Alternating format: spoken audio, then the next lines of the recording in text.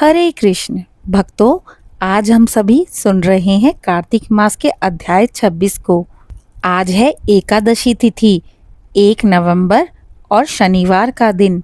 एकादशी तिथि को भगवान विष्णु का अत्यंत प्रिय दिन कहा गया है। शास्त्रों में वर्णन मिलता है कि एकादशी व्रत स्वयं भगवान विष्णु की अंशभूता शक्ति है। जो व्यक्ति श्रद्धा, भक्ति और नियम पूर्वक एकादशी का व्रत करता है, वे न केवल पापों से मुक्त होता है बल्कि विष्णु लोक की प्राप्ति करता है। आज का पावन दिवस है देवउठनी एकादशी, प्रबोधनी एकादशी।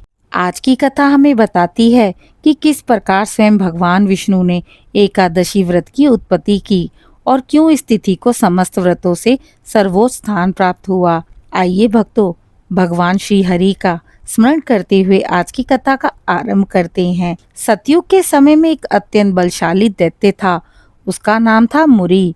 वह महाबली, कठोर तपस्वी और भगवान शिव का भक्त था। परंतु धीरे धीरे उसके मन में अहंकार आ गया। वह कहने लगा, अब तीनों लोकों में मेरा ही राज्य होना चाहिए। देवता, ऋषि और मनुष्य सब मेरे अधीन रहें। दैत्य मुर ने स्वर्ग पर आक्रमण कर दिया। देवता पराजित होकर भगवान विष्णु की शरण में गए। भगवान विष्णु ने देवताओं को धैर्य बंधाया और कहा, हे देवगण, भय मत करो, अधर्म का अंत निश्चित होता है। विष्णु जी ने अपने सुदर्शन चक्र और गदा धारण की और मुरासुर से भयंकर युद्ध प्रारंभ किया। यह युद्ध 1000 वर्षों तक चला। अंततः भगवान विष्णु थककर बद्रिकाश्रम की एक गुफा में विश्राम करने लगे।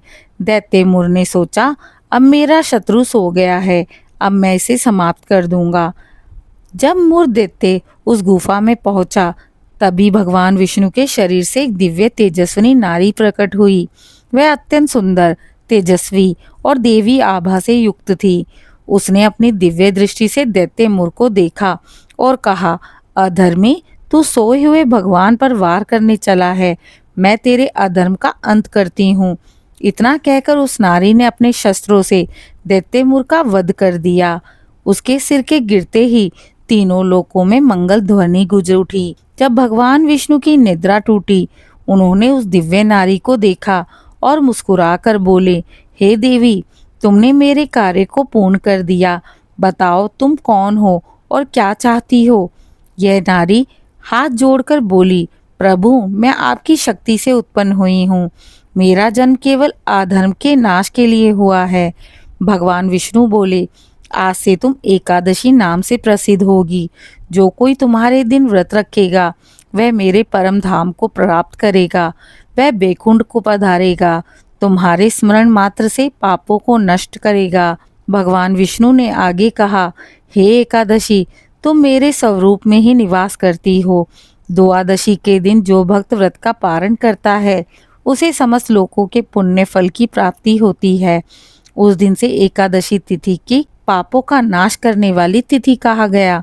देवता, ऋषि और ब्रह्मा जी ने इस तिथि को प्रणाम किया। भगवान विष्णु ने सभी को आदेश दिया, जो भी मेरे प्रति श्रद्धावान है, वह प्रति मास शुक्ल और कृष्ण पक्ष की एकादशी का व्रत अवश्य करेगा। एकादशी व्रत से सभी पाप नष्ट होते हैं, यहाँ तक कि असंख्य जन्मों के दोष मिट जाते हैं। जो व्यक्ति भक्ति भाव से उपवास करता है, वह विष्णु लोक यानी बैकुंठ धाम को प्राप्त होता है। भगवान विष्णु कहते हैं, जो मेरे व्रतों में से सबसे श्रेष्ठ है, वही है एकादशी व्रत। कार्तिक मास की एकादशियों में विशेष फलदायिनी होती है। इस महीने एकादशी व्रत रखने से 100 एकादशियों का फल प्राप्त होता है। जो व्यक्ति दूसरे को एकादशी का महत्व बताता है, वह स्वयं को और दूसरों को पवित्र करता है। एक दिन पूर्व दशमी से ही सात्विक आहार ग्रहण करें। एकादशी के दिन प्रातः स्नान करके भगवान विष्णु की पूजा करें। पीले वस्त्र धारण करें। तुलसी पत्र, चंदन, धूप, दीप अर्पित करें। ओम नमो भगवते वासुदेवाय का 108 बार जाप करें। रात्रि में जागरण अवश्य करें और भगवान की कथा सुनें। द्वादशी के दिन ही प्रातः दान पुण्य के बाद पारण करें। एकादशी केवल उपवास नहीं, यह मन, वाणी और कर्म की पवित्रता का पर्व है। यह शरीर को नहीं, आत्मा की शुद्धि का माध्यम है। जहाँ विष्णु का नाम है वहाँ एकादशी का व्रत है। जहाँ एकादशी का व्रत है वहाँ मोक्ष की प्राप्ति निश्चित है। कार्तिक मास के शुक्ल पक्ष की एकादशी को ही देवउठनी एकादशी कहते हैं। इसे प्रबोधनी एकादशी, हरि परिबोधनी एकादशी कहा जाता है। यह तिथि अत्यंत पवित्र मानी गई है क्योंकि इसी दिन भगवान विष्णु 4 महीने की योग निद्रा से जागृत होते हैं। चातुर्मास की समाप्ति इसी दिन मानी जाती है। इसी दिन से ही सभी शुभ कार्य, विवाह, व्रत, यज्ञ, उपनयन, संस्कार आदि पुनः प्रारंभ होते हैं। देवो जागरणम यत्र तत्र सर्वम शुभम भवे, अर्थात जहाँ देवता जागृत होते हैं वहाँ सभी कार्य सिद्ध होते हैं। इसी दिन भगवान विष्णु का विवाह तुलसी माता से होता है, इसलिए इसे तुलसी विवाह एकादशी भी कहते हैं। जय श्री हरि, जय माता तुलसी। आशा करती हूँ आज की कथा आप सभी को पसंद आई होगी। प्रिय भक्तों, देवउठनी एकादशी की कथा को सुनना ना भूले। यह पावन कथा आपको मेरे चैनल पर मिल जाएगी। और अपनी श्रद्धा को व्यक्त करते हुए मेरे चैनल को लाइक, शेयर, सब्सक्राइब करें। कमेंट में जय श्री हरि अवश्य लिखें।